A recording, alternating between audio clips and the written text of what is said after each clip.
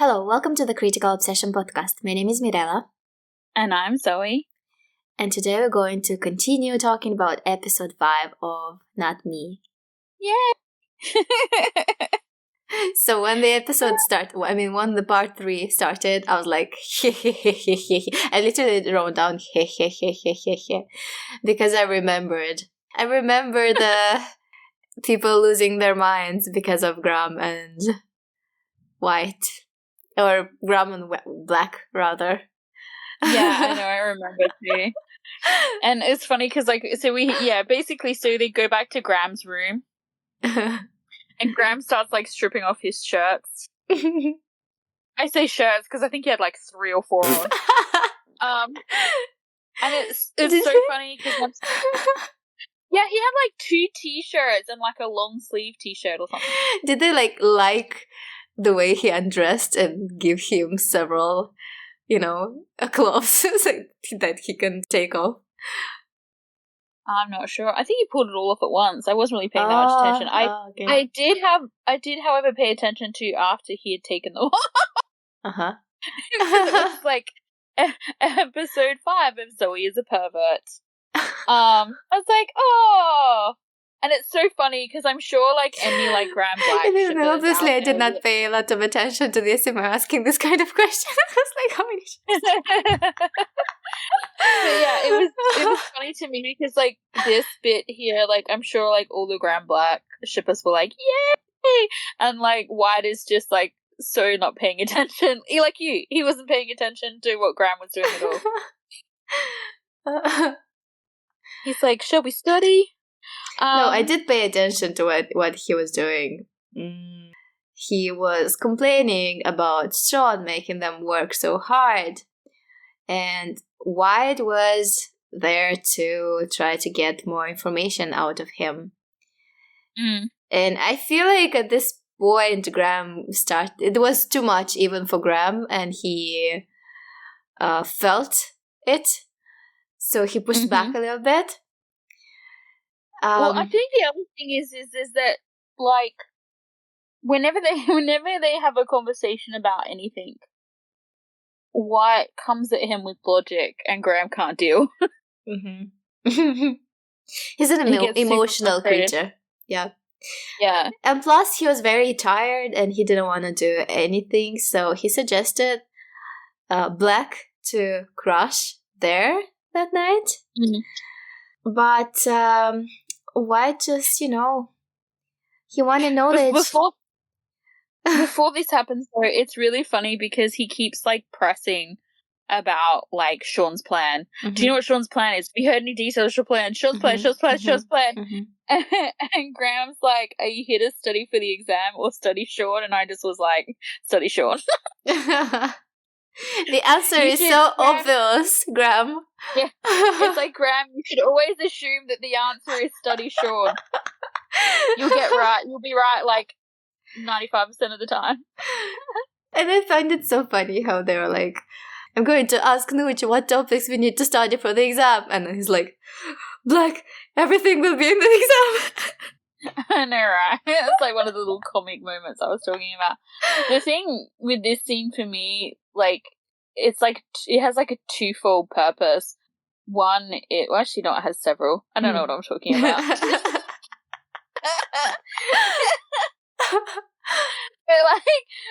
so of course we have the obvious one where White is trying to get more information from Graham, be it about Sean or about the plan or about just Graham in general and his connection to his brother.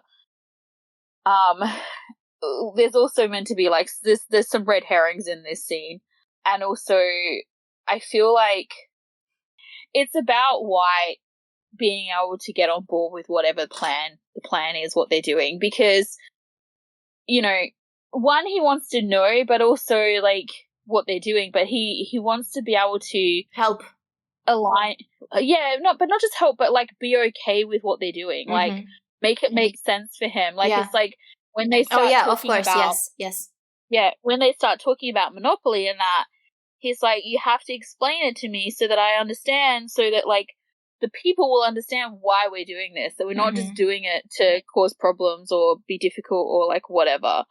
And of course, when they start talking about monopoly and everything, I love how he does that, how he makes like Graham avoids the topic, but White continues to dig for information through studying. Okay, let's talk about monopoly. Isn't Tavi, monopolizing the market? Now explain it to me by giving me an example about Tavi. He knows Graham is passionate about this, and he will talk for hours about this. The issue is that Graham is very emotional about this issue, so it's hard for him to explain it in a way for it to make sense to White and for everyone else.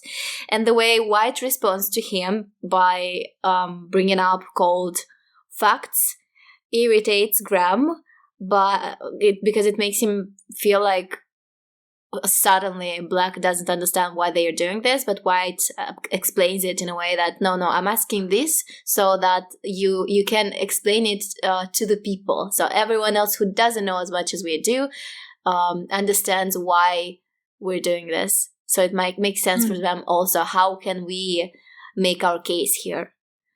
I like how he gets him to explain the cause to him. Very smart.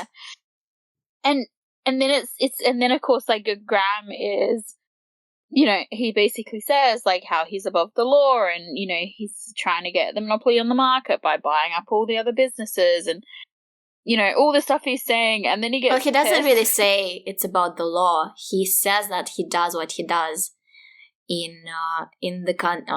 on the market, and White responds, well, it's everywhere. It's like this everywhere. What is the difference? Yeah. And he basically says that they change the laws. They are together, the people who make the laws, and Tavi, there's corruption. So basically, there was no word for corruption, but I think he meant it about corruption and fraternity, not fraternity, but seniority, as we talked before with them.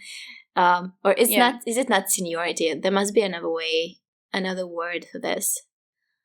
Well, there's an elite that controls everything, and they make it so they all benefit from the system. And so they change the laws in a way that make everything that he does legal. So this frustrates Graham, and then White. Yeah, well, because Graham is arguing monopoly, and then Graham is arguing monopoly, and then Graham is arguing monopoly. Okay, one more time. Graham is arguing monopoly, and White counters it by saying that there are consumer laws that protect the consumers. They have to give a certain, value for money product, basically.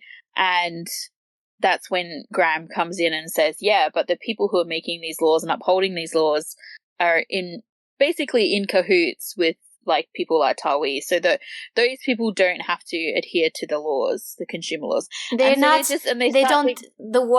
laws, what he says basically is that the laws are not there to protect the people, is there to benefit the monopolists.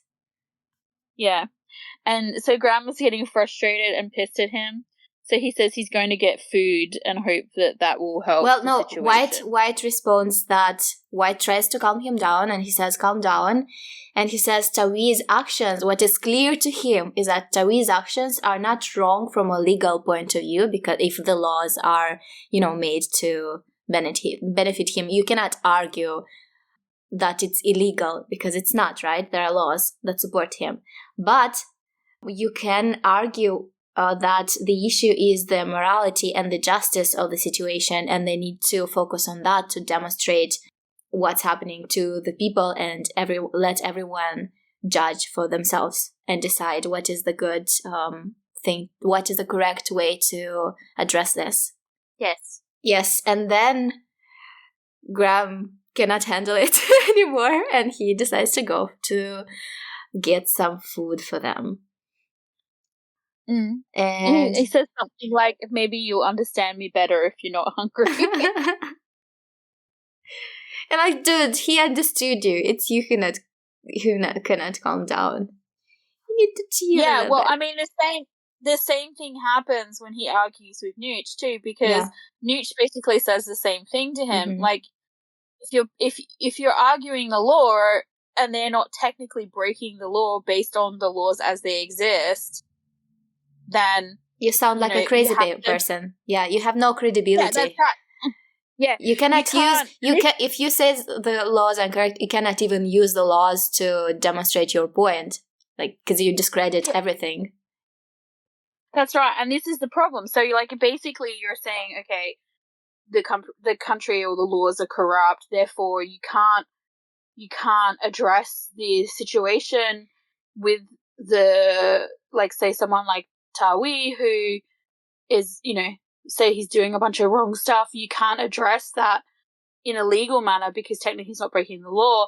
But if you know that moralistically and intrinsically he's wrong, then you need to prove that to the people. You need to prove that to the public so that when they do this thing that they're going to do, they have the backing and the support of the public. Yeah, because it's again him. I want to change the legal system. But he cannot he cannot just, destroy everything. There needs to be something that you can use to support your case. Yeah. You cannot go against everything. He reminds me of someone who first year of university and they have all these opinions, but they've never been anywhere or done anything or seen anything, and they don't really know what they're talking about, but they're so passionate about it that you listen to them talk and you think, oh, this person really knows what they're talking about. But then someone, who does actually know what they're talking about has a conversation with them and they're just like, I don't want to talk to you anymore. Mm-hmm. Because they can't argue with the logic and the facts, that they're you know what I mean? They're blindsided by what they believe is the right thing. Basically, someone who has passion, who has motivation, but who does not have experience. Essentially, yeah. And I mean, it's funny because it reminds me, it's nothing to do with anything once again, but this is the joys of the podcast, right? But it reminds me of my dad, sometimes with technology and stuff, he'll say to me, he'll ask me to do something with his phone or whatever. And he's like, I need you to make it do this. And I'm like, yeah, you can't. It doesn't work. The technology doesn't work that way. Mm-hmm. His thing is, well, but it should. And it's like, well, I don't disagree with you. I wholeheartedly agree with you. That would be cool if it worked that way, but it doesn't. You can't make something happen just because you believe it should be a certain way. Mm-hmm. You need to have something to, in this case, programming. Yeah.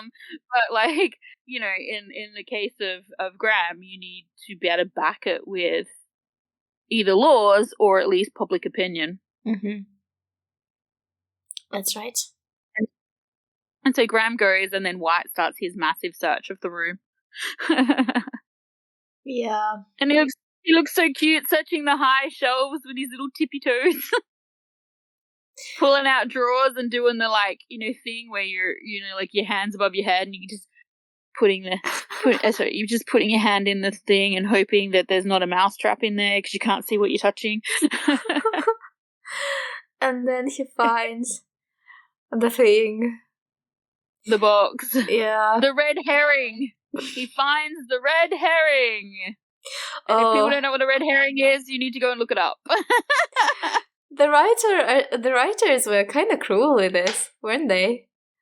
Well, they were. They definitely were, because there was already before this show started, there were huge Graham black shippers, because I think in the book or fan fiction or whatever it was, they were a thing. And so they definitely used this red herring to throw a bunch of them off. But yeah, so because White finds a card, essentially, that says, I'm sorry I like you more than a friend. And on it has a drawing of the two, doll things, dinosaur doll things from Black's room, one with a B on it, obviously for black, and one with a G on it, which he didn't know what it meant, but now he's going, wow, Graham.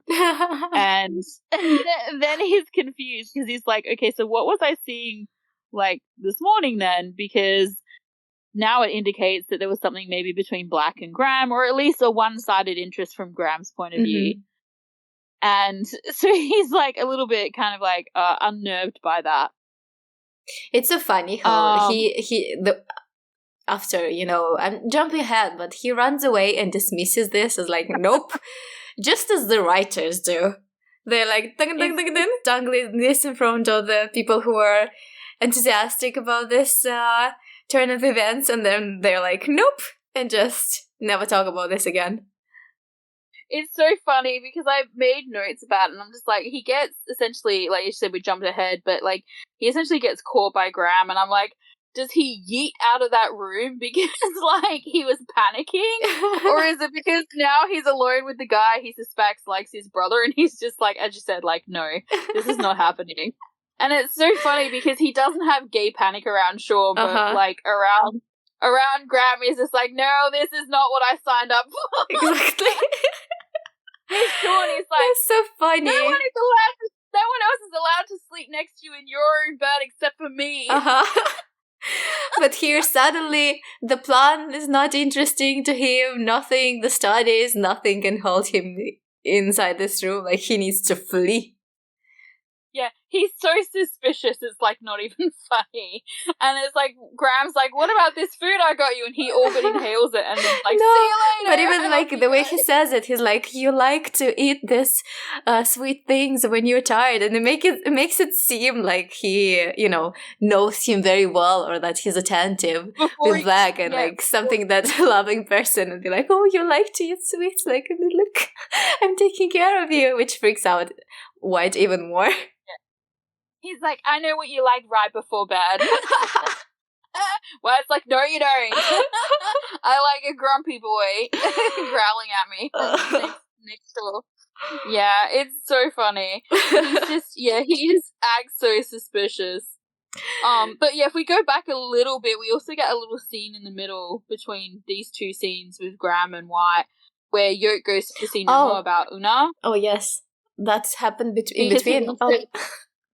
Yeah, okay. Because he wants her to help. He wants her help to find him, basically. And she tries to tell him not to bother, that like many other people have tried and failed. And he's like, yeah, I'm never giving up. This is so funny because she's like, don't do this. People tried. Like, why do you need this? But he's like, I like his work. I want to know who he is. And I'm like, can you hear yourself? This sounds like a stalker fan. Like, he clearly doesn't want you to find him, and you're just stalking him. I really like his artwork, and I'd like to see him naked. Uh-huh. But yeah, I mean, you have to give him a little bit of ownership because Una does engage. Like, even though he's like, oh no, please no, and then he's like, okay, and then lips crumbles on the floor, on the ground like, for him to find him. Yeah, that's right. Because I mean, he's putting him in the paintings and all this sort of stuff. That's correct. So he's kind of, I am special. He sends me notes. He sends me secret messages. Exactly. That's right. That's right. Yes, is he acting like a slight stalker? Yes, but is he being encouraged? Most definitely. Yeah. Sorry. But yeah. But like he asks her like, where do you think you might paint next? And she doesn't tell him. Yeah, well, she sort of gives him like clues. So she basically says, it will be a place that has something to do with Tawi probably, and like one of the businesses or something, or maybe is it like a vacant one, or and she so she lays the groundwork for him, but she's just like, you have to work for it, baby. Yeah. There are no free meals here. Yeah. Everybody works. Free meals only for Sean. That's right. No privilege to you. You liked what I did there, didn't you? But yeah, so then we go back to White, who gets caught and gets afraid. It's so funny because, as I said, I saw posts as well. I reckon I saw posts where people were like, oh, he was, like, so afraid of getting caught. It's like, yeah, caught by, like, the guy he thinks likes his brother. Not caught by his friend, And then, so he leaves in a very suspicious manner. And Graham calls Sean. That's how it ends. Yeah. Yeah. He's called Sean because it's too hard. He's put White in the too hard basket. He's like, it's too much work for me. I need to bring Sean off the bench. Sean, it's your turn.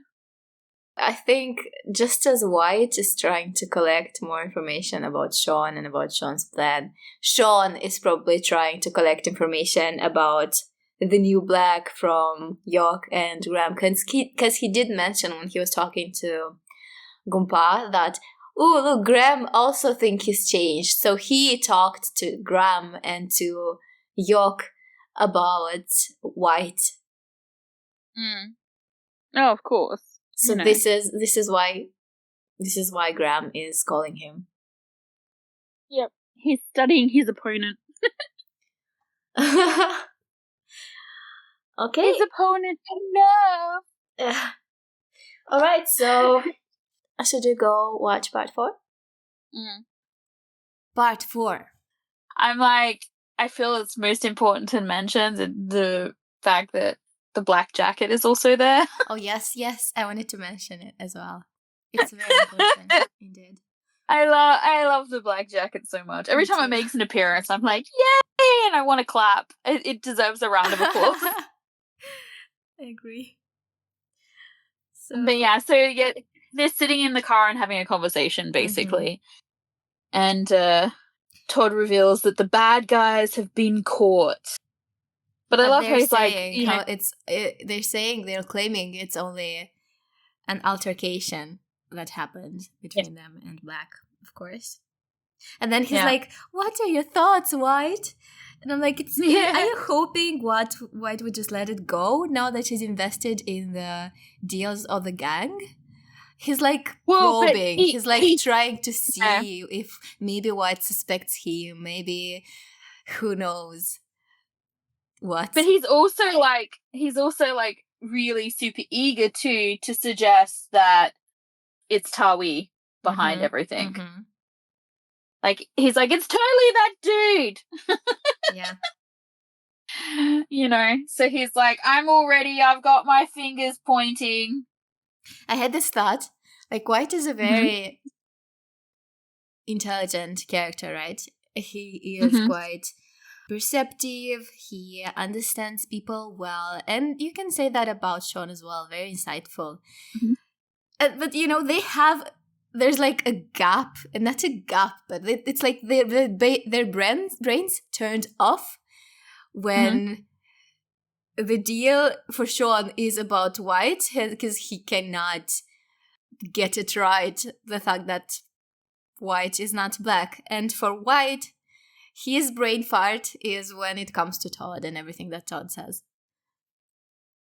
Yeah, well, I think the thing with Todd and White is White trusts him intrinsically with the heart of like a 10-year-old or whatever, however old they were meant to be the last time they saw each other, because he trusted him back then. Yeah. Like, he knows that he from what Todd has told him, and he has no reason not to trust Todd. You know what I mean? Like, Todd is this friend that they've had since they were like young, and it seems like Todd knows a lot about Black's life, so he has to take it at face value that, they have continued to have a relationship. So to him, Todd is automatically trustworthy. Like, he gives Todd a free pass. He wants to get closer to Black, and one way to do it is through Todd. And this is another reason why he just lets everything that's dodgy slide when it comes to Todd, and he doesn't really pay attention to these things anyway. Because Black is dodgy as well, and he just accepted it already. Well, I mean, I think there's a couple of things that's happening. One, as I said, I think it's that he's seeing him with the eyes of a kid. You know what I mean? That innocence where when you're younger, you trust everybody until they betray you, essentially. Yeah. Like, you give everybody, like, the benefit of the doubt. And so, you know, like, he has that on his side. As you said, he wants to get to know him, and he wants to get to know his brother, and it seems to be a close way. And because he has this, like, blind faith or blind trust in Todd from their childhood, he, as I said, he doesn't see this shady stuff, or rather, it's like, we don't know, like, what he was like when he was young, Todd. Like, he was probably very similar to he is as an adult, only, like, with less shadiness. But, like, there's no reason to not suspect that he was a bit silly, or he said dumb shit, or, like, whatever when they were kids, especially considering I'm team Todd likes black. And so if we you all work, know that. Yeah, and if you don't, like, I don't know which podcast you've been listening to. But, like, you feel like, or I feel rather like, you know, he probably always has a little bit, and so, like, a forever crush kind of thing. So he probably said or did dumb shit when they were kids too, to get Black's attention. You know what I mean? Because Black's main focus, when the three of them would have been together, would have always been probably White. So he's used to sort of, like, I guess, what's the word I'm looking for? Like, kind of like performing almost to get try and get Black's attention. And so he does that with White, but in the way he does it is that he does it to kind of distract White from what's actually going on. He, like, does the opposite of what I assume he probably used to do with Black, which was to gain attention. In this respect, he's like, it's still to gain attention, but, like, the attention of, like, you're a massive dork kind of, because, like, a couple of times he's said things that in the, like, we know it was weird. We've talked about it because it was weird. Like, he's either said something that's, like, totally shown his hand, or he's just said something that makes absolutely no sense. And White is like, wait, what? No. But, like, he's not, he doesn't, as you said, he doesn't see it as, like, a suspicious thing or whatever, because so it makes me wonder if, like, intrinsically, like, Todd is just a little bit like that as well. Like, he's just, like, always looks like, oh, that's just Todd, you know what I mean? Like, but also Todd came to him, like, Todd was the one who told him that something had happened to Black. Todd was the one who said, I need your help. Todd was the one that said, like, only he can trust you. Like, he is the one who gave him all of the information that he had to begin with. He gave like, him so the any head sheriff. Yeah, that's right.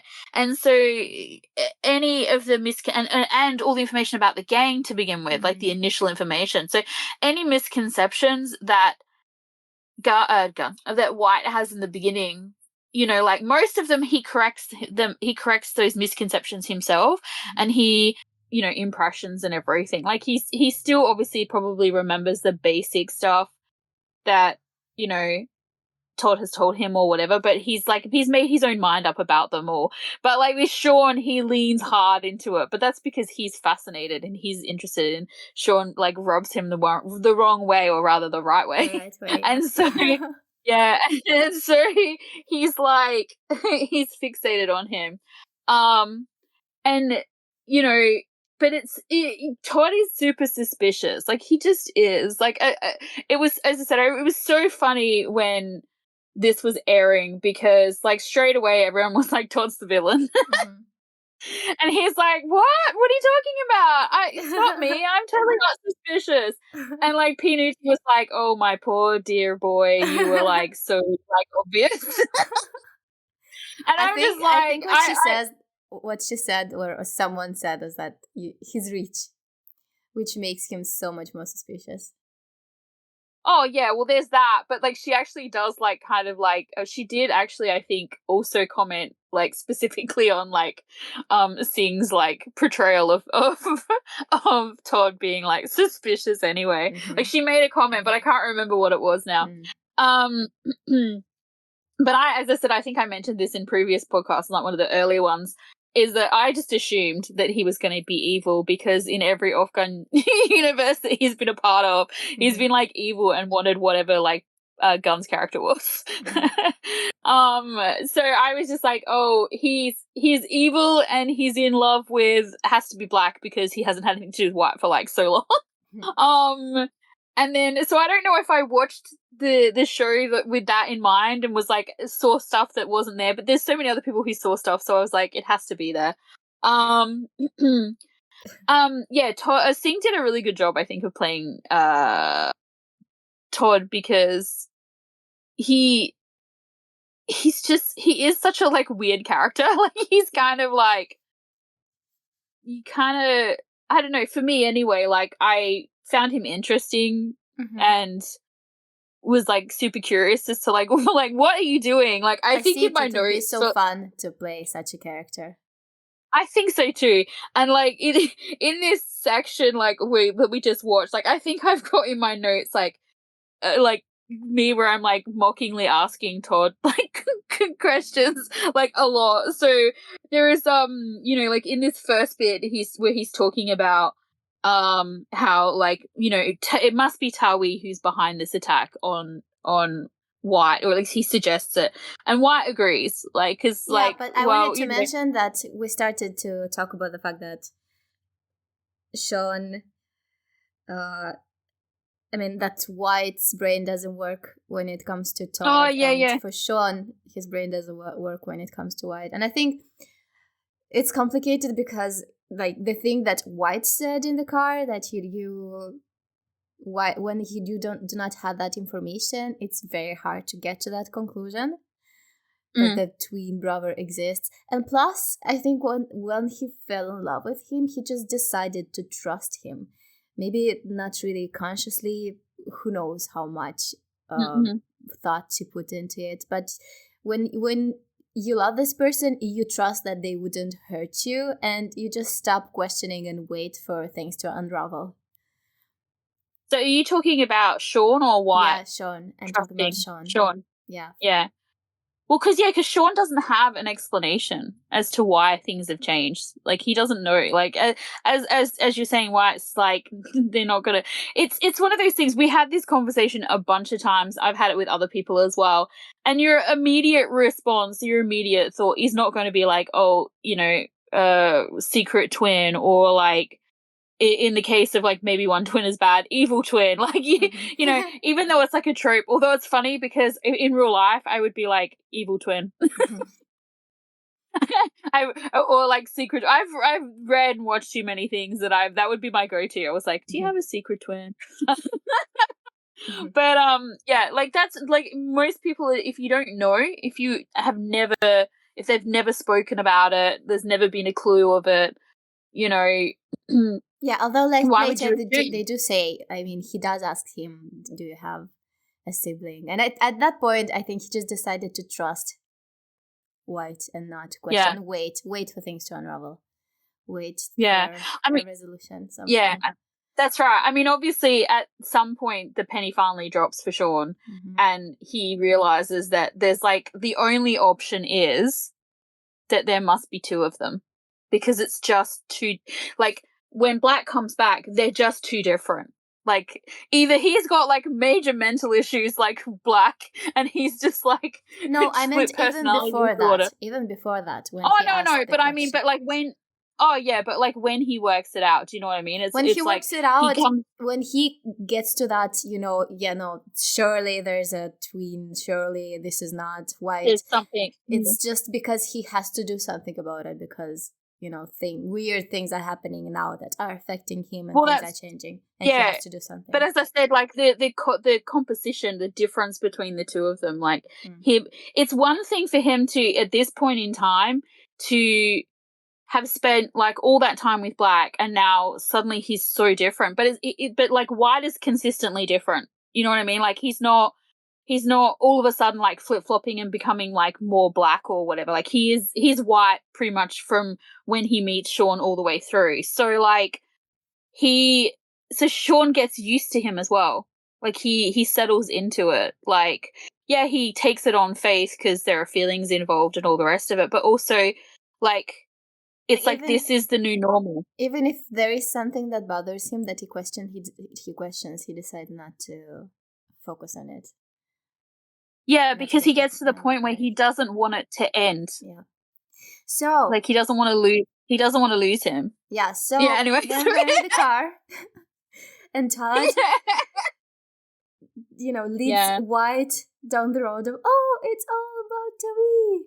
And then he says he will talk to the cops to see what they can do about it, what he can do about it.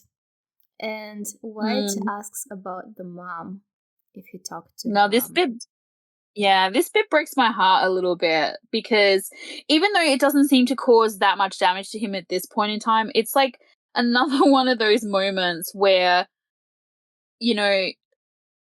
you get to see the fact that, like, she's not Mother of the Year, that's for sure. Because he says, have you tried talking to my mom? Maybe she can help. Mm-hmm. And Todd says that he did, and she doesn't want to be involved. Like, she wants to leave it to the authorities. And it's like, I feel like, as I said, like, made the comment about her not being Mother of the Year. At this point in time, we don't have all of the information, but I remember watching it and being like, so first you split a pair of twins up, which is like not a stellar move in the first place. And now you're like, oh, he's on his own. And it's like, especially given the fact that, like, Black can't advocate for himself because he's in a freaking coma. Like, if White wasn't there and Todd didn't have this weird invested, twisted, interest, like, who is on Black's side? Like, who's in Black's corner? There would, if White wasn't there, besides Todd, there's no one.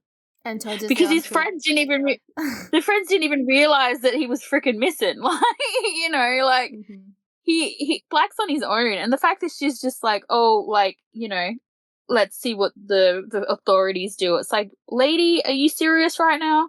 And she's wrong, because it's not about, Tawi. It's not about the people who he was acting against. It's about his friend betraying him. And she does not want to get involved. Yeah, well, because, I mean, she either doesn't care or she's just like, I feel so like basically whatever happens to him, she doesn't care. Yeah. Because White suggests that he should go and see her, and Todd says he doesn't think it'll make a difference because they had a big fight, and it was so big they decided to cut each other off.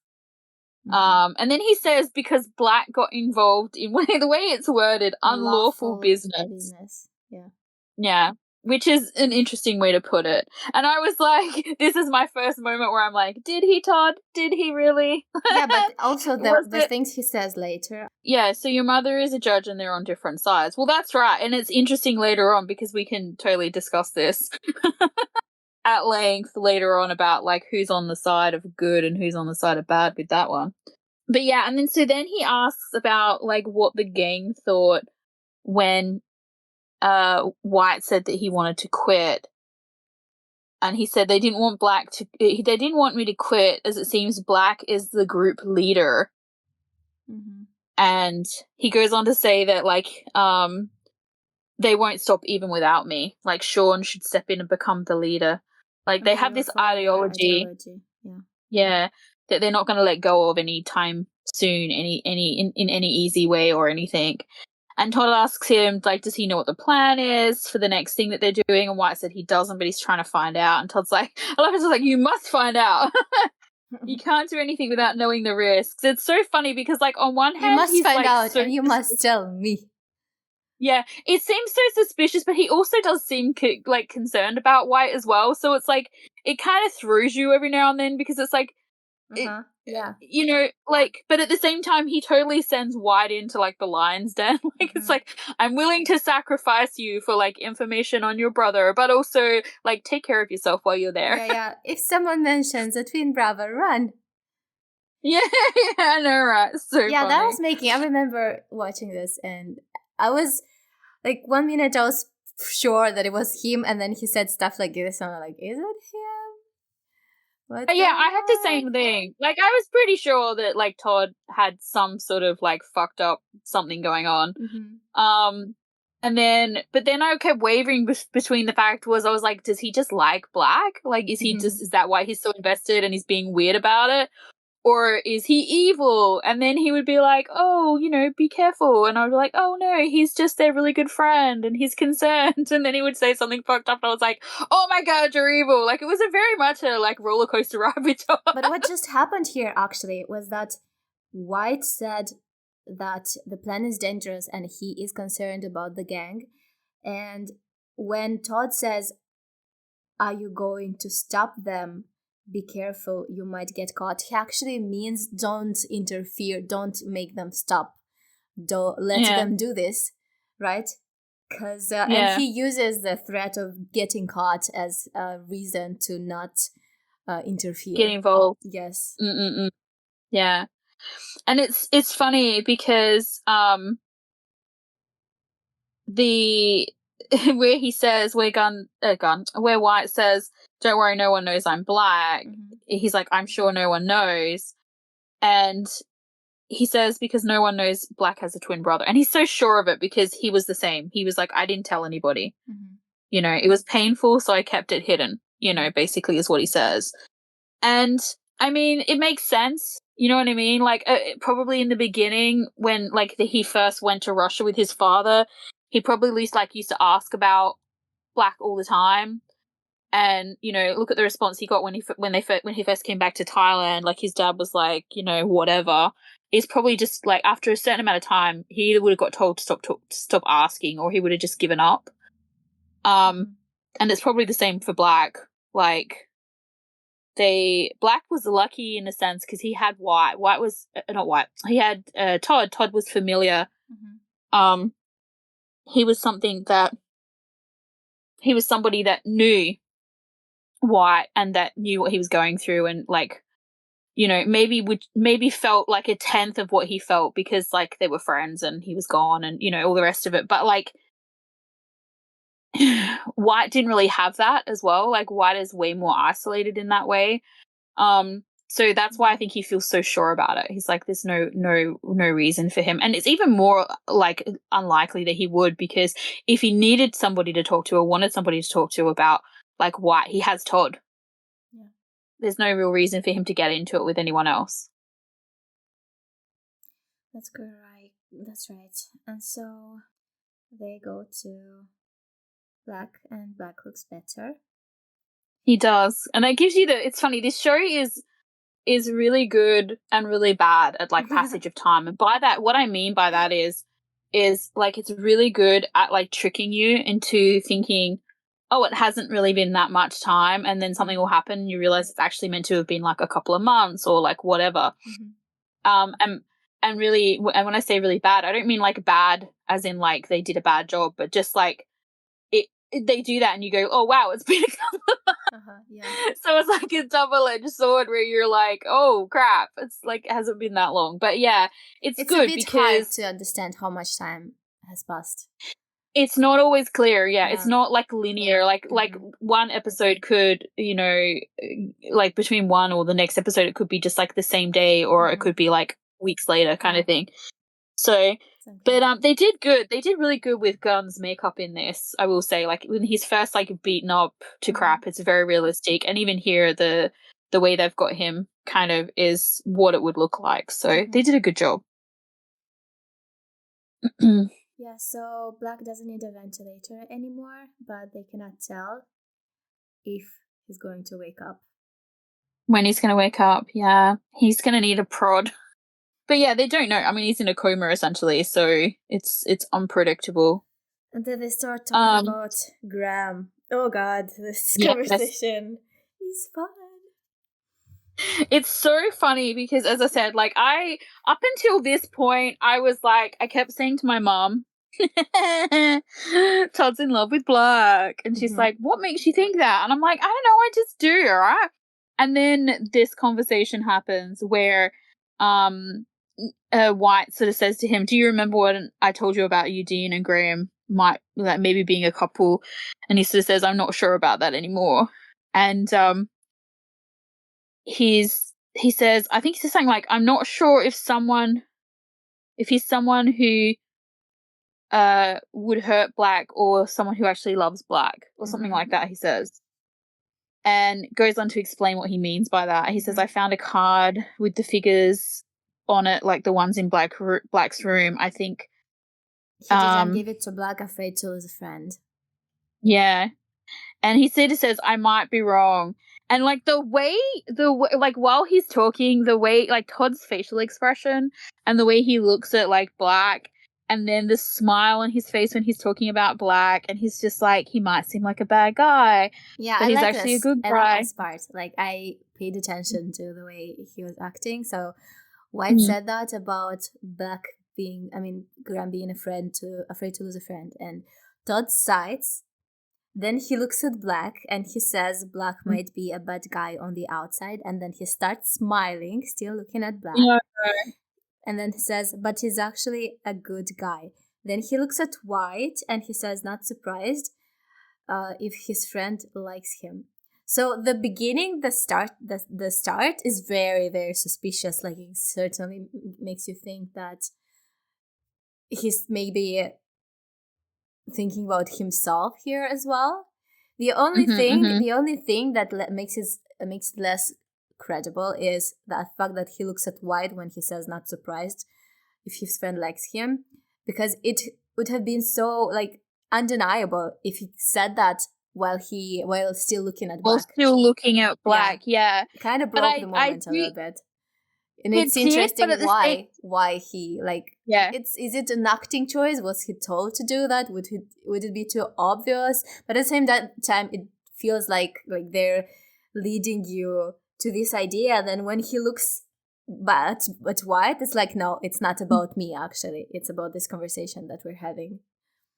Yeah, it's one of those things, because I kind of read it that way, and at the same time, I saw it in that you could also see it in this is a moment, like this moment here, I feel like is like the most honest he's been with White thus far. Mm-hmm. Like he really believes what he's saying here. Mm-hmm. And I feel like when he looks at White, and I feel like the smile, like everything, like the way he looks at Black and the smile, and then when he says that and he looks at White, I feel like that's him, like it's almost like he's trying to convince White in this moment that like this is that, like there's a reason, you know what I mean? Like I don't know, like I feel like later on it made more sense as well, like for his behavior. Like it doesn't make sense to us, it sure as shit doesn't make sense to White later on, but it makes complete sense to Black. They're so fucking twisted. Like I'm not sure I understand what you mean. Do you mean the fact that he hurt Black? Yeah, kind of. Yeah. But like, that's not really what I'm trying to say. It is, but it's not. But I'm not explaining what I mean very well. You're like, not at all, Zoe. I think what I mean is like he's not.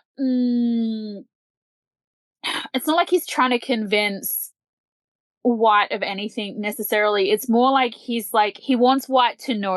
I feel like that this is a thing. Like. You know, a friend could feel this way about a friend, and he's talking about himself. That's how I see it anyway. And I feel like he's like, it's like he's trying to let White know that that's how he feels. When it comes to camera language, when you're trying to make the viewer, in my understanding, think that this character has feelings and, you know, suggest this thing to the viewers, you wouldn't film it like that line, not surprised if his friend likes him. If you would film it by being focused on the character's face, the way we were when he was saying the previous lines. Yeah, but I feel like broke the moment with that shot, but the reason I can think of what I'm trying to say is the reason why I think they did this, because what you're saying is like for to be like, to convince the viewer that he feels this way, yeah, you're totally right, he would look at Black. But I feel like this moment is not about the viewer, it's about White. It's about convincing White. But if they wanted to convince White, then we should have seen it from White's point of view. Still focused on Black's face, but yeah. For example, the camera should have been in the place of White, you know? Yeah. This I get that the way I understand for how it should have been filmed if they wanted to say that through the shots. And they're pretty good with the way they're filming stuff. They are, but also Pinucci does do some stuff that's not like standard. So I don't know, like whether or not maybe she was trying to play something with you, or maybe, as you said, it was an acting choice or whatever. But when I saw it, that's how I interpreted it, and mainly as well because later on, when we have confrontations between Todd and Black, and about like, and also even later on, like afterwards, when like towards the very end of the show, when White asks Black about Todd and stuff, like the line they use as well is like to do with like friendship and stuff like that. It is so fucking weird and so twisted, and it's like this is not how friendship works. Like it's too twisted and too like deeply involved or whatever. It's hard to explain what I mean, but we'll get there. I'll talk about it more when we get to those bits. Because I definitely have opinions about lots of their interactions. But yeah, I mean, it is a moment where it's like, I totally get what you're saying, because yes, it totally could have been filmed in either of those ways, but it is very interesting that it wasn't filmed that way as well. So that's why it kind of stood out to me. Because it's like, we are, as you said, if he had been looking at Black, yeah, they're definitely trying to tell us, the viewers, that this is what's going on. And then, as you said, if it had been like he was trying to convince White, then from the camera from behind like White's shoulder or whatever. But I don't know, it's almost like it's like, well, maybe they're trying to convince both of us, the viewer and White. No, by breaking away that moment, it made that line less important by being filmed that way, because. But he's actually a good guy. You see it on his face. It's intense. He's actually thinking about it, and then he looks away, and now it's just, it doesn't have the same weight. That line, not surprised. Although as well, you could.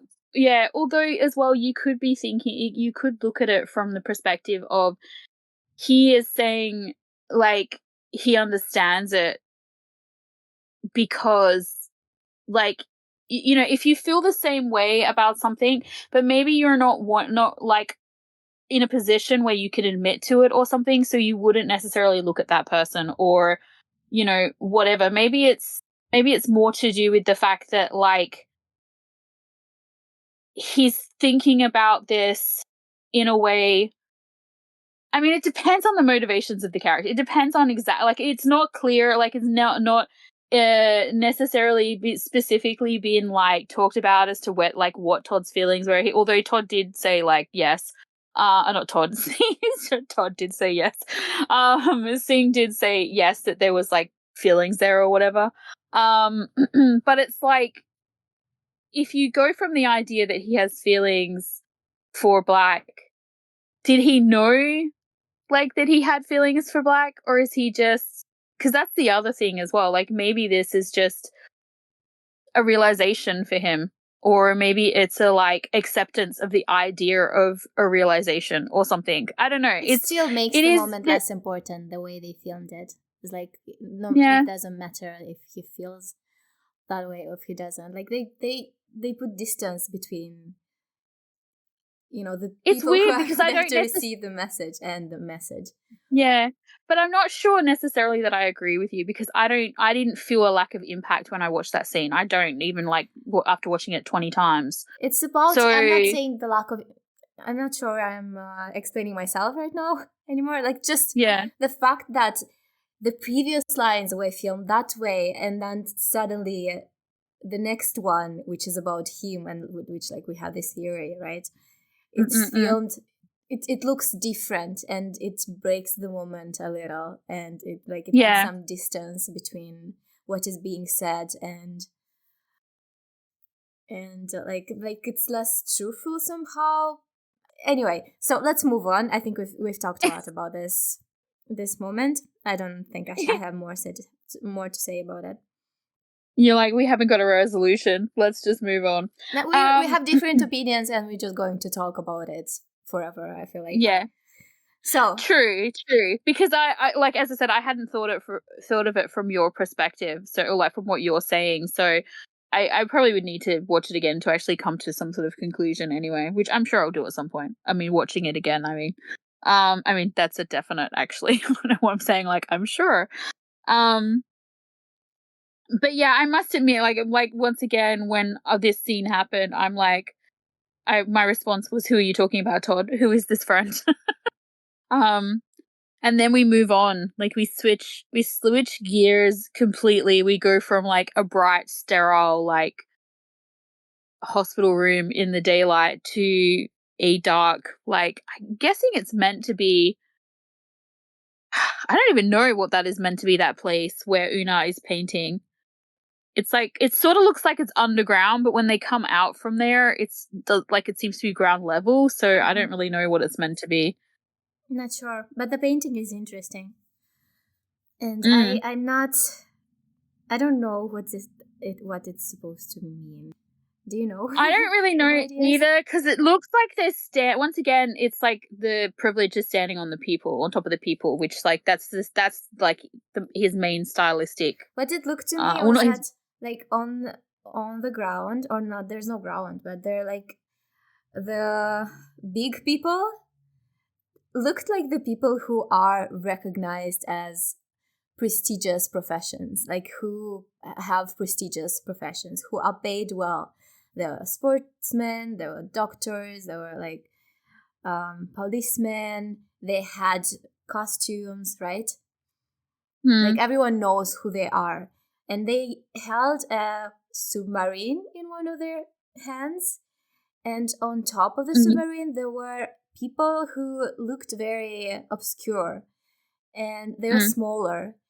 And they looked less important because like he even painted blue on them. It's like they were drowning or something.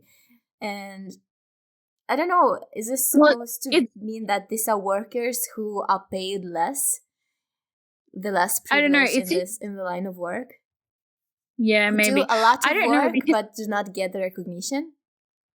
Yeah. It's like the place where they are, like if you're to me it looks like a drainage system of some kind, like somewhere where you wouldn't be surprised to see water, or I don't know, but it could have been yeah, I don't know, because it's a weird location. Like I kind of wish I knew, like I wish I knew exactly what it was meant to be, because I feel it's probably intrinsic to the painting, because he tends to paint like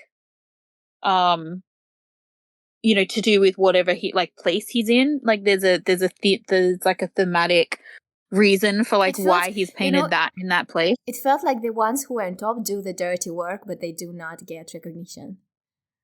Yeah, maybe just based on the way they looked. Like the ones who were on you know, on the lower level, they were clear. They looked clean. And you're right, they were bigger. They were bigger. Yeah, it's interesting. If someone has ideas about it, please send us your thoughts. Thoughts. I mean, you're right too as well. There's not only are they bigger, but I reckon there's more of them as well. So it's putting the ones who are like, I guess, floating, or I just said like being like relying almost on the others in like a minority situation too. Yeah. By the fact that they're smaller and there are less of them. And they are holding hands, the ones on top. They were? Yeah. They're forming a chain. What do you think that is supposed to mean? The chain. This one puzzled me a little bit, honestly, if I'm being perfectly honest. I mean, like, it could just be united, but like, as you said, if he's painting them into obscurity by like blending them into the background, then even having them hold hands, it's not, you know, is he trying to say that like that's not gonna help? Like, I don't know. It's his artwork is kind of dark. Like, it's really funny because it's very bright, and when I say funny, I don't mean like ha ha. I just mean like not yeah, you know what I mean. I know people know what I mean. But it's like it looks colorful and cheerful and whatever, but it's actually super dark. And so it could be that he's just like, you know, once, as I said, like they're the minority, they can ban. I'm also thinking, because I'm so sorry for interrupting you, but no, you're I just okay. went back to look at it, and it looks like some of the people, and I don't know if it's done intentionally or not, but on the ground, like their hands are red. And is it because the submarine is red, and like the policeman even has a red stain, and I think a doctor has a red stain also. And I'm It's like, probably meant to be like blood on their hands. Is it blood on their hands? Are the people on top ghosts? Did they are they victims of maybe unsafe working conditions or something? Yeah, maybe because for the people who are paid less, their work is usually also dangerous. Yeah, well, that's right. And and I guess what I was saying, like this setting too looks like it could be some sort of like infrastructure tunnel or like waterway or like something like that, where, let's face it, in a place like Thailand where they get lots of like rain and flooding, and like who knows, like people could definitely die working somewhere like that, or in as you said, in like bad conditions or sub conditions where, as you said, the pay and the safety isn't the same as someone who is like works in a hospital or like is a police officer or like whatever. It might even refer a certain event from that happened at that location. Yeah, exactly. Yeah, that's why it'd be interesting. If anyone knows or has any ideas, please enlighten us. Maybe it's meant to be directly reference a submarine, a submarine crash. Yeah, I don't know so much that it's necessarily that. I feel you're probably correct, more along the lines of maybe a specific like environmental thing, maybe something to do with water, maybe something to do with infrastructure, and like these people who are, like the people that so often, and we probably all do it. I try and always like speak to people even as I'm passing them as they're working out in the street or something like that, and I just, like, so many people, I think we're all so busy and so like focused on our own lives that it's not our fault, or it's not necessarily that we're bad people or whatever, but often we just like, we don't stop to think about that the reason why we can do this or we can go here or we can do whatever is because someone else is working really hard to provide us with that privilege of being able to, like, think about people who like fix like railways or like other dangerous stuff like that, where it's, you never know what can happen in those sorts of situations, and it all just so that we can get to work on time, or we can do this, or we can, you know what I mean? Like, it's just, it's a privilege that we're given by the sacrifice of someone else, essentially. But it looks like the one on, who are holding the submarines, it's like those are the people who are meant to protect and save the people on top.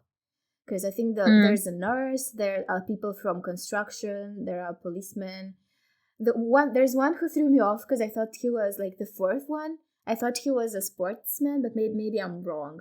Because the other ones seem like from medicine, firefighter. And it looks like people who are meant to take care of other people, management. And I guess they failed the people on top. Or not failed, but, Yeah. And maybe that is once again dependent on what the location is, or whether there was an event there or something. Like, what was it? Like, were they left behind because they're not important? You know what I mean? Like, were more important people, treated first or taken care of first, or like whatever. And these are the people that had to wait, essentially. And of course, they didn't survive or whatever. It's definitely, as I said, it's very dark. It's like, it's one of those things, art is so subjective, but it wouldn't surprise me if it's more than meets the eye, because as we know, Pinucci did tie lots of like real, like kind of life scenarios into Not Me, even though she put them in sort of like a fictitious framing. There was still plenty of things to real that situations. Yeah. So it wouldn't surprise me if this has something like that that majority of the viewers we miss because either we don't know the history, and it could even just be local history. It might not even be like something that even everybody in Thailand would know about, but like it's, you know, intrinsic to that area maybe. But it wouldn't surprise me. But it's funny because it's, as I said, it's very dark considering how, like, the more you and I talk about it, the darker it seems to be getting. You know what I mean? And it's kind of fascinating given how cheery it looks at first glance. It's the first time I'm before you actually really analyzing this painting. I paid attention to others, but this one I've never dug into it so much. And it's interesting too with this particular painting is that he's doing it in this place which is like dark, like it's like a cave almost. Like, I mean, I know it's not a cave, but you know what I mean? Like it's clearly some sort of infrastructure tunnel or something. That's at least what it looks like to me. And so he's like doing it where you assume the only people who might see it would Isn't it a parking lot somewhere? Underground parking lot, maybe? Maybe. I'd need to watch the scene again to try and pay attention to exactly what it was. But I feel like the people that would see that would be like not the target audience. Do you know what I mean? Like, unless your target audience is the people you want to like rise up against everyone else. Like, I feel like the people in power, the people with privilege probably aren't going to be people that see that. And yet his previous painting, he put like on a basketball court or something where like everybody can see it. So it's interesting. It's like, did he choose to paint it in this location because like that part of that is the message, or is this because suddenly he's being targeted, well, not targeted, but like followed, and you know, he's earned the interest of the police. And so now he's having to be a bit more careful about where he does these things, you know, like how out there he's being, because he doesn't have the luxury of being quite so, you know, bold suddenly, and yet he still has that need and urge and desire he has to create this. It's like he has to get it out. He has no choice. It's his outlet. So Yoke finds him anyway. Probably. Yeah. So Yoke finds him, obviously, and he's so lovesick. Like, I kind of want to smack him because his face here is just like, he's like, oh, gotcha. And like Unar is like dying. He looks like dying. He's in pain. Seriously, they give me so much, you know, Twilight vibes. Yeah. I've killed people before. I'm a bad person. I don't care. I love you. Yeah, and in actual fact, when you said that, you know what I was thinking of? Like, you said they give me such Twilight vibes. I was thinking about like when Edward first meets Bella and he gets that look on his face, like someone just rubbed a turd under his nose, because she smells like so, like, kind of like, she thinks she smells bad to him, and he's just like, but it's the exact opposite. It's kind of not dissimilar to this moment, because he doesn't look like someone rubbed a turd under his nose. He does look like he's very pained by the fact that not only is Yoke here, but like the way he is looking at him. Looking at him like, that must be very painful, because Yoke is looking like him, like he's this saint, like he's this very impressive, amazing person, when he does not think that about himself at all. No, but not only that, there's like a vein of like expectation in Yoke's person in this, and it's like he is not somebody who wants anyone you know, like expecting anything from him, or like, you know, like he does not want to be that person for anyone. Like he does like, not want do not to rely be put on under me the microscope. Yeah, and he does not want to be, you know, like, as I said, he does not want to be that person for anyone. He does not want to. He's like, do not rely on me. I'm not someone who you can, you know, call upon, or like whatever. I don't want to know you because it's too complicated. You don't want to know the real me. You don't want to know. That's right. The real person behind Unar. That's right. And Yoke is just, I just wanna. Yeah. Maybe I know. Want to name my real name. Why? I just wanna. Yeah, But then, like, before any of that, though, like, it's so funny. I wrote, then my note here says, and then we have a massive gay panic moment, or maybe not gay panic, but just a panic that's happening by a gay. Yeah. because he's like, it's not like he's like, oh, I'm gay, I'm gonna panic. It's like, oh, damn, you know, this is causing me problems, and I just happen to be gay. Yeah. But yeah, and so he takes off, and then Yoke takes off after him, and then the cops are there, and so then they're both taking off together. They're like running in the same direction. And the way he like saves Yoke from like sort of getting caught, but then basically runs away from him again is so funny. Yeah. But yeah, Yoke we get this information that life is difficult for him because he says, you know, like, since the fire, the cops have automatically assumed that he had something to do with the fire because he did his art in the forest treehouse or whatever before it like caught ablaze. Yeah. And Yoke says to him, "Congratulations!" Like, he's such a douche. You're like, he does not. Yeah, but like, he's like, "Oh, congratulations! Like, this is cool." Like, because it's still kind of a fun joke for Yoke in this time. Like, he hasn't really thought about the consequences of their actions. Not really.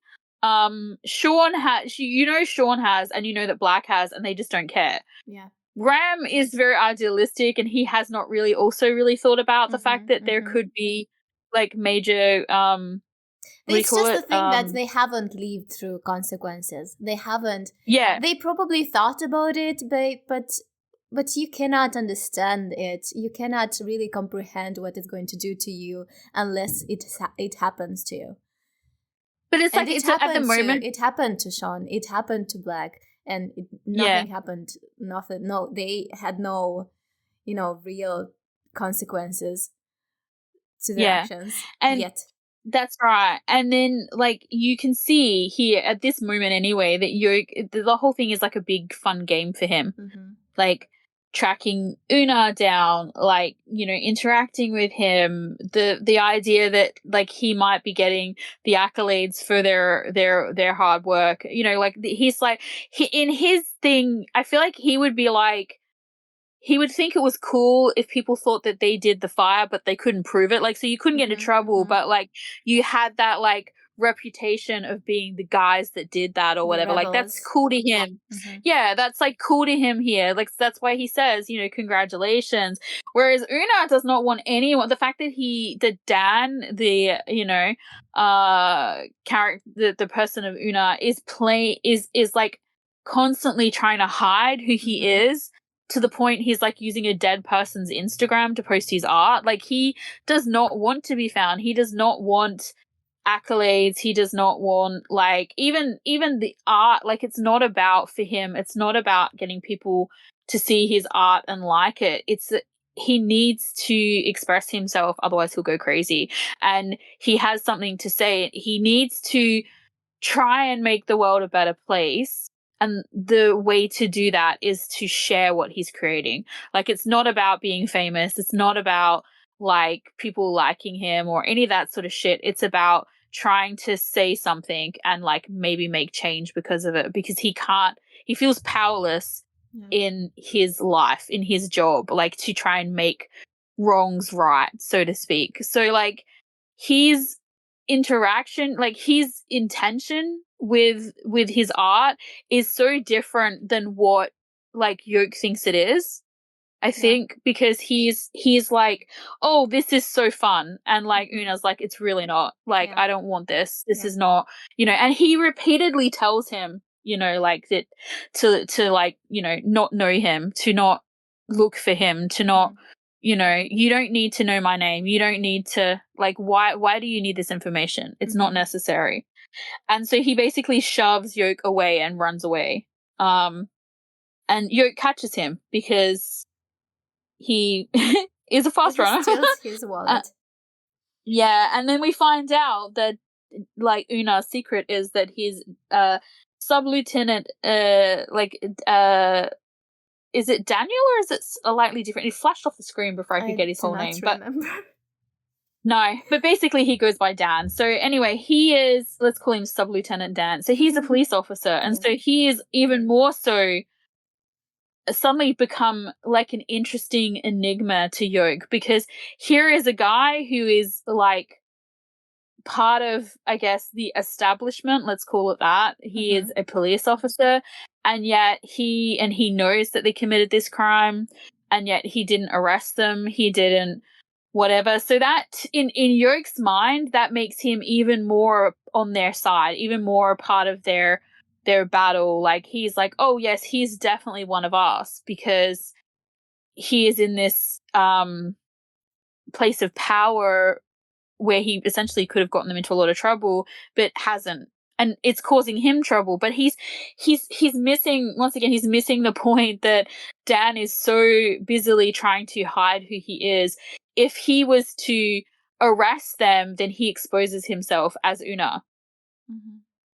So in this moment, it's not really like for maybe it becomes more about like Dan obviously, developing feelings for Yoke or whatever, but in this moment and even before, it's not his interests and his intentions do not marry with Yoke's at all. Like, this is not like a thing that he's trying to do, and Yoke's just like, oh yay. And I'm just like, what are you doing? But yeah, so it's, and then of course, like, he knows who he is. He should be afraid. Like, his first thought when he found out he was a cop should have been, oh shit. I think he was that's what my reaction. Because now he does run away. He understands that he got involved into something more serious than he thought it was. He does, but he still, because, like, I don't know whether it's a personality, probably a personality, personality thing, or like whatever. But he initially, like, he still is not overly concerned about it until it looks like he's in trouble, and then he tries to fight it. But even then, he's like, oh, I can get the better of this situation, because, like, we like each other or whatever, like whatever thoughts he's having at the time. But yeah, we'll discuss that when we get to it.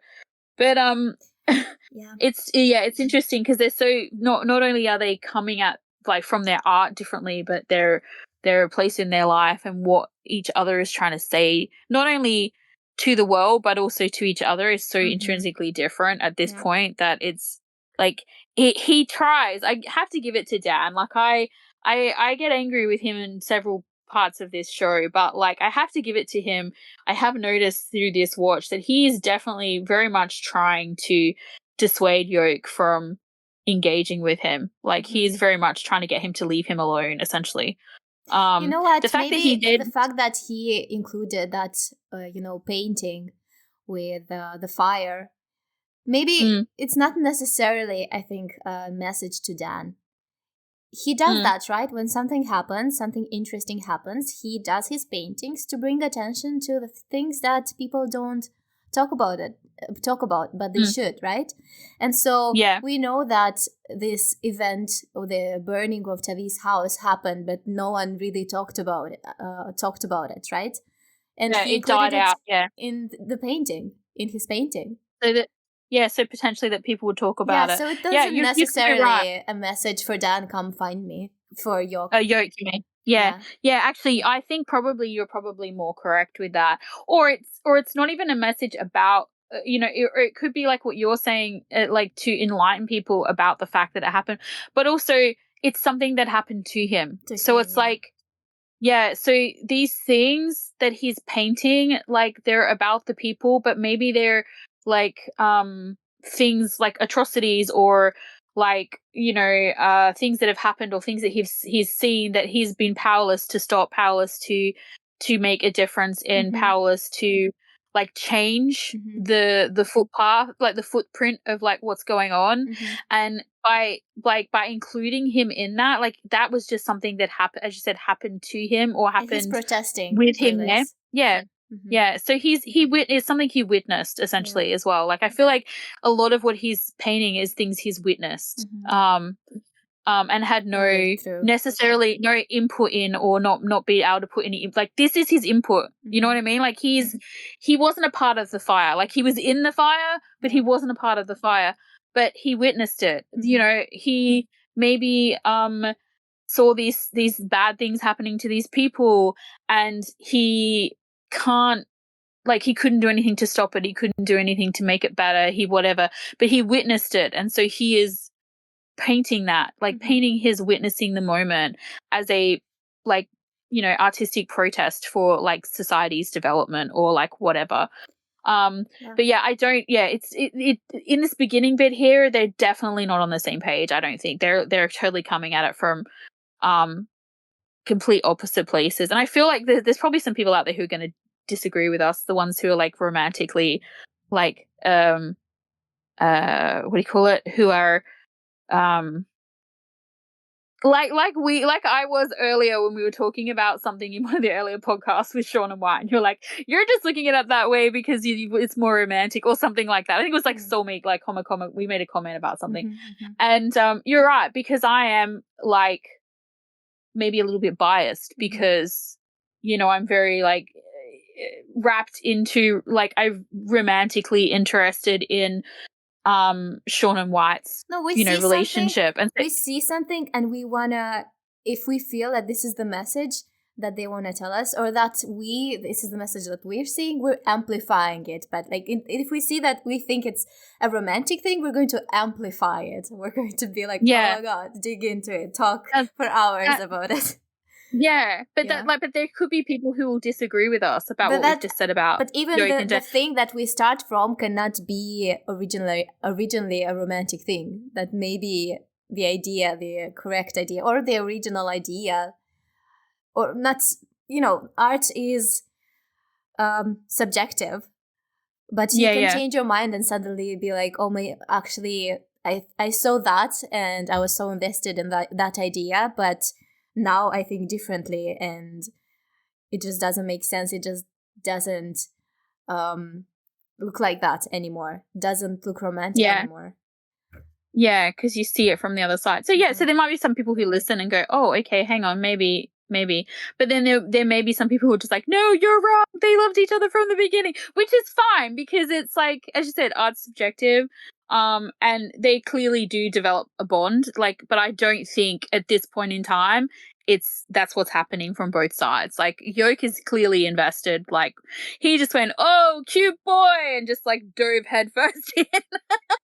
Cute boy who does art, extra bonus points. It's like me when I meet a guy who plays guitar. The mystery.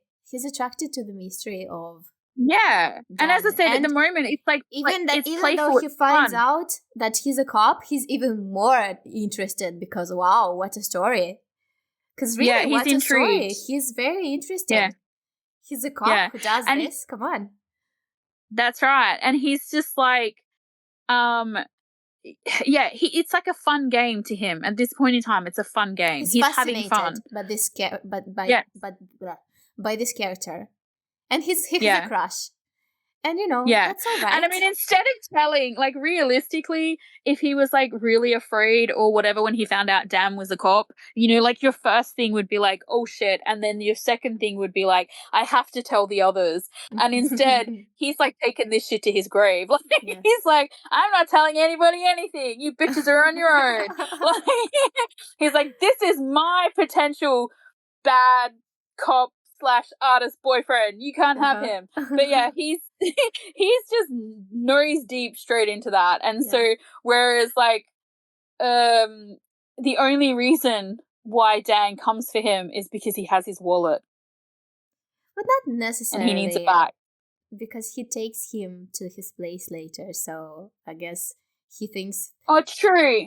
I guess maybe he wants something from him. Like, he needs to talk about whatever. It gives him an excuse. It does. Yeah. But, like, he can't not do that, though. Do you know what I mean? Because he has the wallet, I guess, maybe is what I'm trying to say. No, because it's like, even if you don't want to be seen, you still kind of want to be seen, because when you're really lonely. And he obviously is a very lonely person.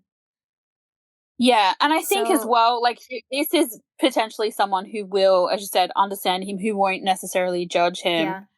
But I think, as I said, I think the fact that he has to get that back gives him that luxury of going, well, I have to. Mm-hmm. Like, he doesn't have a choice. He has to get his wallet back. You know what I mean? Like, he must do this whether he wants to or not. The fact that he does this and then is, you know, I mean, he kind of has no choice but to take him to a secret location because Yoke, like, loses his shit from memory, and, like, Dan is trying to hide the fact that he's doing stuff that's wrong. Oh, I was thinking it is romantic, you know, but if you look from a certain point of view, because if you consider the fact that, you know, York does fall in love with him, he does want to know more about him, you know, is this tortured character who was mistaken, and he opens up, he starts to face the things that he's done, he wants to it becomes romantic, but I'm talking about. But I mean, I'm like, even though it is going on, the fact that the things that Unar has done are even more shocking makes it a bit less romantic. Makes it less romantic. Well, it's one of those things. I feel like it once again depends on, like, how you're coming at it. Like, if you find their story romantic, you're going to find it romantic even if it's twisted as fuck. Like, do you know what I mean? Mm-hmm. Like, to me, the stuff with Todd and Black, I wouldn't necessarily call it romantic because, like, it's twisted. But there is, like, an intensity in there that appeals to me. Do you know what I mean? Like, there is something in there that appeals to me. For me, you know, I have this thing with characters who project on... Like, there's this person who's saying I'm not what you think I am. Or maybe that doesn't even happen, but they just suddenly so in love, they're like head over heels for that person, and they project some kind of an image on them of what they want them to be, and then they fall in love with that image. I'm not really into that. I think we had a conversation about it at some point, that I'm not a fan of Great Gatsby because, you know... Because of we did, because I was like, oh, I love The Great Gatsby, and you're like, really? I'm just like, yes, it's full of imagery, But yeah, you know, I get that, and that's definitely kind of what's happening here in the beginning, because Yoke he has this picture in his mind, even when Dan reveals things to him later on, it hasn't really sunken in, because Dan tries to tell him, like, consistently, and once again, it's probably too early to having this conversation, or whatever. How fucked up he is, and, like, not to rely on him. I am not a trustworthy person. I can't be there for you. Like, even though I know you don't like the way their story ends, I like the fact that I just had this idea. I like the fact that towards the end, he does get hit with the reality, and you know for sure that at the end, Yok knows exactly who Dan is, and he accepts him when he knows exactly who he is. Yeah, the rose-colored glasses have been lifted. Yeah, that's right. So I get. Yeah, you were right. I will. Yeah, we can get more into that when that happens. But you are completely right about that. I am going to give you that one. Thank you. I completely 100% agree, because he does. He, regardless of what happens next between them, he's making it like a conscious, rational decision based on the facts, like all of the facts, you know, and not this, like, puppy dog love, like, whatever. So, and also with the knowledge that he could be really hurt again. Like, so he knows exactly what he's getting himself into, so to speak. And I mean, as I said, what I was trying to say before is that you can think anything's romantic. Like, some people probably think that their story's really romantic because, like, Yoke saves him and, like, all this sort of stuff. And it's like, yeah, but you do realize like, he almost died because of them. Like, so there's this, like, irony in that as well, which kind of is amusing to me. And it's probably, like, if you were to do, like, a pro and con list as to, like, is this a relationship that will last long or whatever? Like, that's definitely probably a pro. The fact that, you know, like, he saved him, you know, is a pro, but a con is definitely that, like, the reason why he was in that situation in the first place is because they lit a house on fire that he just happened to be in.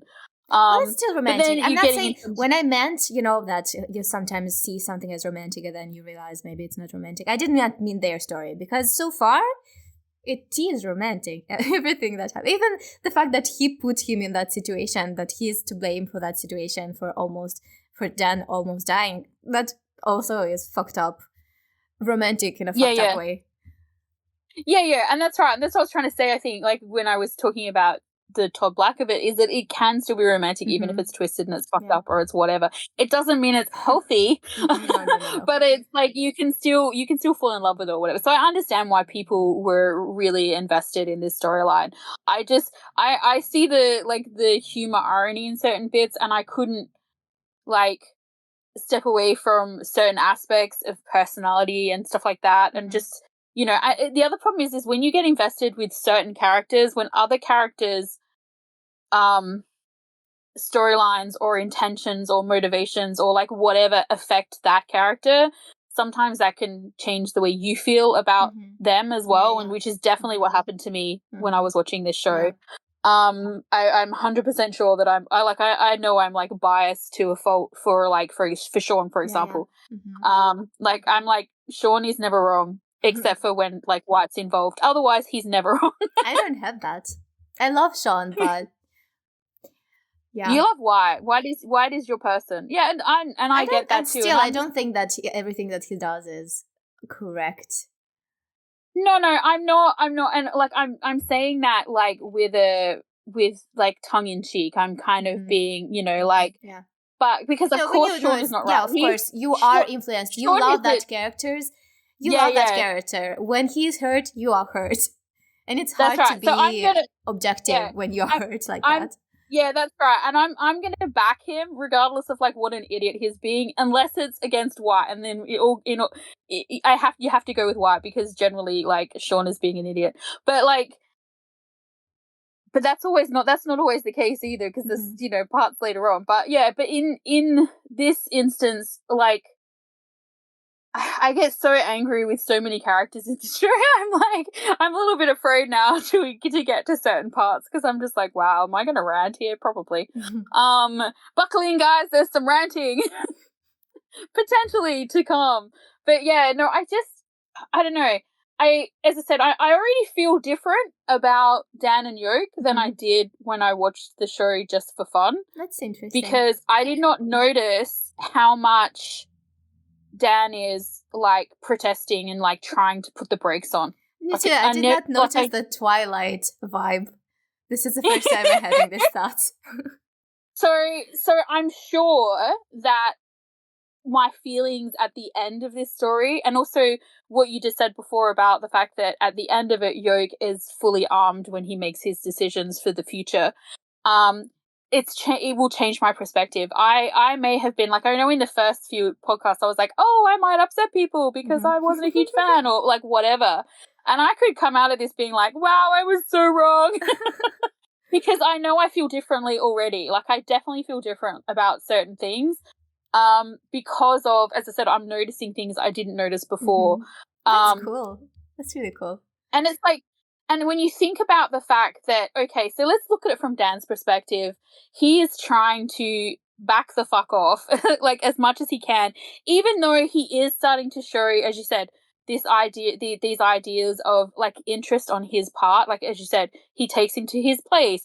He shows him things. They interact. They share bits of their lives, whatever. He leans into that, and the excuses he had to because of the wallet, right? But he, at a certain point, if you fall in love, even if you know it's a bad idea, that's just what happens. We make dumb decisions all the time, even when we're not in love. Throw love into it, throw feelings and emotions and desires, and you're completely fucked most of the time.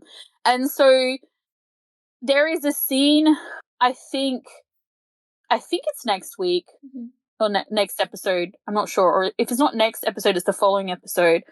And it's I was floored by this scene. I was floored by the acting in this scene, and it is a scene between Yoke and Dan. I already loved it before, even though I had major issues with their storyline and stuff. So I'm curious to see how I will see it now. Me too. Do you know what I mean? Yeah. So I'm I'm very curious, so I'm very invested in that. Yeah. And so yeah, it's fun. It's fun watching it like this. I'm actually really enjoying it. Because there's so many things, as you said, like even like the art earlier, like I never really paid attention to the fact how dark it is.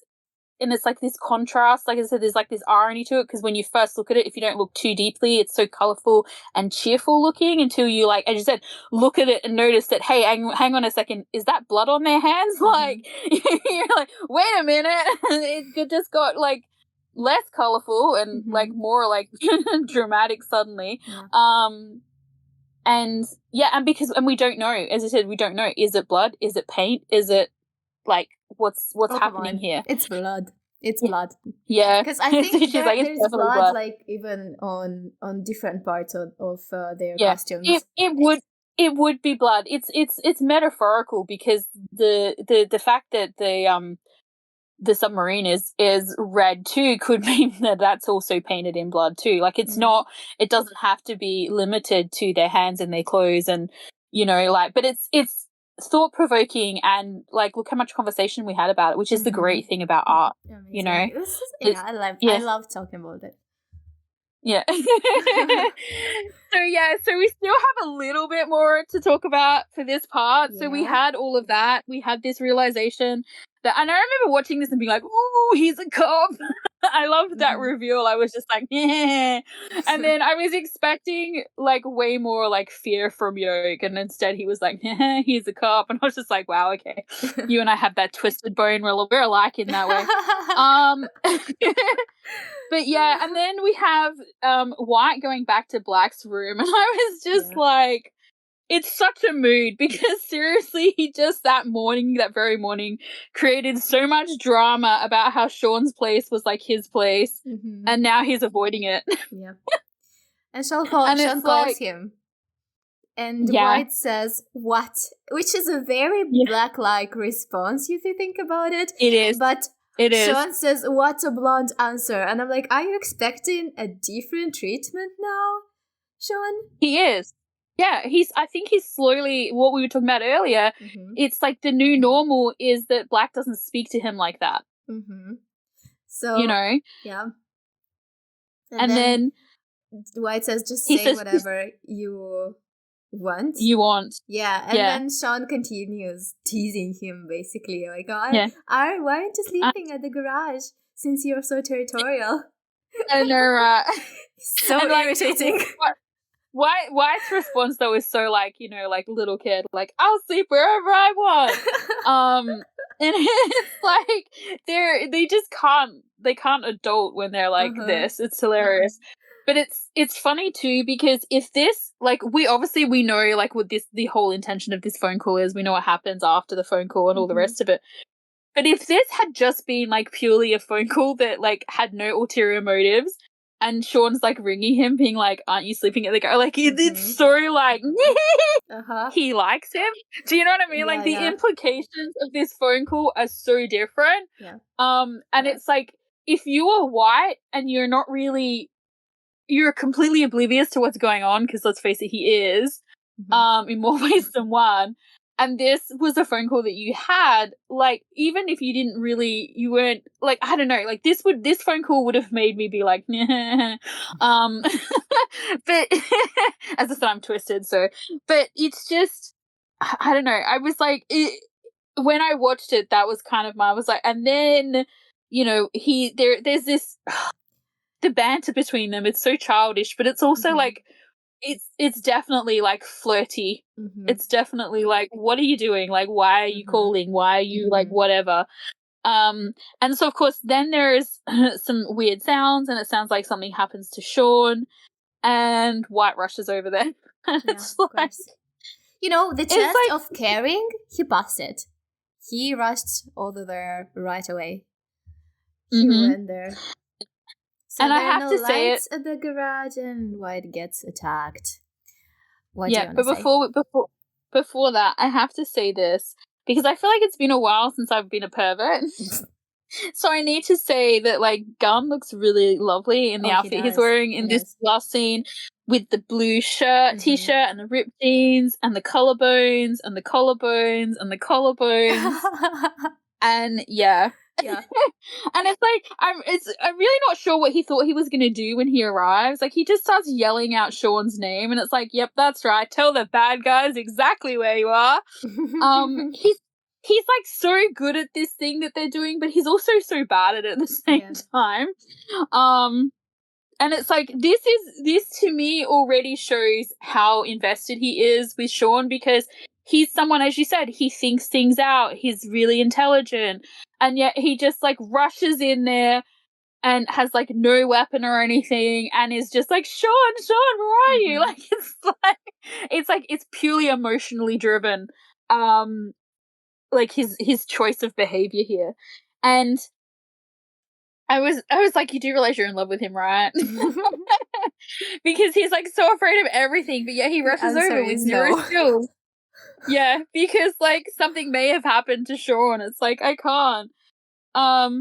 You know, I find it so funny how we never had that moment with him of his you know, we get to voice over insights into what he's thinking, but there's never a moment where we hear him say, oh, I guess I'm in love with Sean. We just slide into it as if that was just always the case. He always knew, you know? I mean, well, it's funny because it's like 9. Yeah, he doesn't really know. Like, he knows, but he doesn't know. Like, he's feeling everything, but he has no idea what it is until Sean engages him, and then he's like, oh, that's what this is. And then after that, there's just like no going back. And it's so fucking hilariously funny. And it's funny that you bring that up, because I was thinking about it. What I love about Not Me is that it sort of fits our like ideal, like our spectrum of like what should happen in each episode, but it also doesn't at the same time. Like we get like a full 3 episodes of like falling in love, being together, like with them, before like episode 10, where it's like. Yeah. Episode 10 is the devastation of Zoe episode. And, you know, like, I'm like, wow. But, like, yeah, because next episode, like, generally the 6th episode should be the falling in love episode. And I'm not saying it's not. It also has 14 episodes compared to does. So that pushes it. Have 12. That's right. It pushes it out a bit. So episode 7 is definitely the falling in love episode. Like, oh my god, episode 7. The end of episode 7. Be still my heart. But yeah, I'm so excited. I'm just so excited to keep going, to move on, to get to the next part. I don't think it's falling in love episode. I think it's realizing your feelings episode 7. For Sean. Episode 7, yeah. For Sean, for real, because it's definitely like, as we know, like White is like falling in love the whole time. He has no idea. But Sean, you know, we discussed about it in the podcast for Vice Versa. By the way, if you're not listening, the Vice Versa podcast is very fun. Like, even if you're not watching this series, give it a try. But we talked how like, they're always falling in love. Yeah, we're always talking. Yeah. I mean, what was I saying? They're always like they're falling in love. It's not like there's one episode where they fall in love. This is not what we mean. It's just that there's like a realization of love. No, what I meant is that there's an episode usually where it's very, very visible. Like you can feel that this is if they were falling slowly before that, this is an episode like where they just just the or it's speed like of light. It's like suddenly it's the moment where they're just there. It's like that's right. It's like episode 4, for example, was almost the moment slowly where, and then all at once. I heard it somewhere. Where was it? The Fault in Our Stars or something. Like you fall in love slowly and then all at once.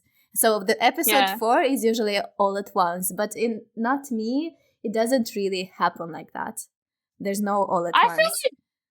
I don't know that episode 4 is less necessarily the all at once. I feel like episode 6 is the all at once. Yeah, bit. That's what I'm saying. Like, Not Me doesn't really function. No, but I feel like but in general, like I feel like episode 4, because episode 4 something definitely happens with characters. Like we've been talking about this since Dangerous Romance. Episode 4 is almost like it's almost like episode 4 is the episode where maybe they don't realize it, but it's definitely obvious to the viewers. Like that's something. It's like High School Musical. It's the start of something new. Like episode 4 is a bit. By like the that. way, you know what I mean? we're singing this song in the Vice Versa podcast. Did we really? Oh, we did too. Yeah. So I think you sung it in there. I think now, if you want to hear both of us sing it, you need to listen to the Vice Versa for Morella's version because I'm pretty sure you sing it. That was episode 4 for sure. Or vice versa. Yeah. But like it's that's kind of like the bit where you start to go, okay, yeah, that makes sense. Oh no, and it is a little bit episode 3. out. Episode 3. Okay, yeah. Yeah. But it's like kind of pushed out a little bit in, as you said, in Not Me because of the amount of episodes in this show. So like episode 5, like the beginning of this episode, you get to have that moment where if you weren't paying attention before, and this is what happened with a lot of viewers at the time, they were like, wow, this came out of nowhere, and it's like, really? It was definitely kind of like that, you know, it's the start of something new part, like where the viewers are meant to go, oh, well, look, hey, they haven't worked it out yet, but I know what's going on. And then, yeah, you usually have the episode 6, which is the like, oh, wow, at least one of them has realized that there is major feelings happening here. And usually there's like pain involved, but still, you know, there's an acknowledgement. Sometimes there's a confession. And then in this one, that kind of happens in episode 7. But you're right, it's not really like because they're not on the same page because because White is not who he should not. White is not who he is portraying himself to be. White is not thinking about love. White is not, you know, and he didn't know Sean before. Is not focused on their love, on the romance. Yeah, it's not just about that. It's like that. It happens. It happens coincidentally while everything else is going down, almost. And it's different from Sean's point of view because Sean did know Black before. Sean is now like, he's in love with this new person, this new whatever. And like episode 7's when he realizes that like finally he has someone in his corner, I guess. But yeah, I can't wait. I can't wait to talk about episode 6 and episode 7 and 8, 9, 10, 11, 12. 10 is going to be so painful. 10 is going to be like, or I'll have nothing to say because I'm still so traumatized by it. I want to talk about episode 12. Episode 12 is my favorite, I think. Oh, no, yeah, it's one of my favorites. I love episode 6. I'm trying to remember what happens in episode 12. I cannot wait for episode 6 because I love episode 6 so much. Oh, I have so much to say about certain parts of episode 6. Like, for real. There are so many good acting scenes in, like, oh my god, OffGun, just blowing me out of the water, like, all the time. It was one with how talented they are. Scene from episode 6 that I saw, and the first time I was watching this, and I was like, oh wow, I'm gonna be staying here, you know? They got me. Yeah. There's a scene as well, and it's funny because it's a scene that I don't see a lot of people talk about a lot. And I kind of really, I get a little bit angry if I think too much about it because it's such a good scene. Like, the acting in it is so good. And it's just like, in episode 6. Episode 6 is the beverage one, right? When they go to the beverage factory? Yeah. In episode 6, and it just it's the acting in it is so good. But I think I know what you're talking about, but I think we've talked about it before because I have like lots of opinions. We're gonna have lots to say. We definitely are gonna have lots to say about everything, I think. But yeah, I'm super curious to know how and what I'm gonna notice next, and what if feelings will change about certain things. And yeah, we would very much love to know what you guys are thinking too. So feel free to like come and comment on like our posts on Twitter or Tumblr or like wherever. You can also leave messages on the Spotify episodes themselves and let us know, shout out and sort of say, hey, this is what we thought about this, or like whatever. We would love that. It would be great. It's, you know, there's so many things that we're curious about and we don't know, you know, like, so maybe someone else has a different opinion, maybe someone else has more like local knowledge and insight, and we would love to know more. It's really interesting to us. We're really enjoying this, and it enriches, like when you guys engage with us, it really enriches the experience for us. So And we feel hope free. you're enjoying it as well. Yeah, we really do. We hope you guys are enjoying it. You know, give us a like or a a retweet or a reblog or something, and we know you're there. We know you're listening. We know you're enjoying that. So, but yeah, thanks so much. Thank you for hanging out with us. Share the podcast with the people who think might be interested, and goodbye for now. Bye for now.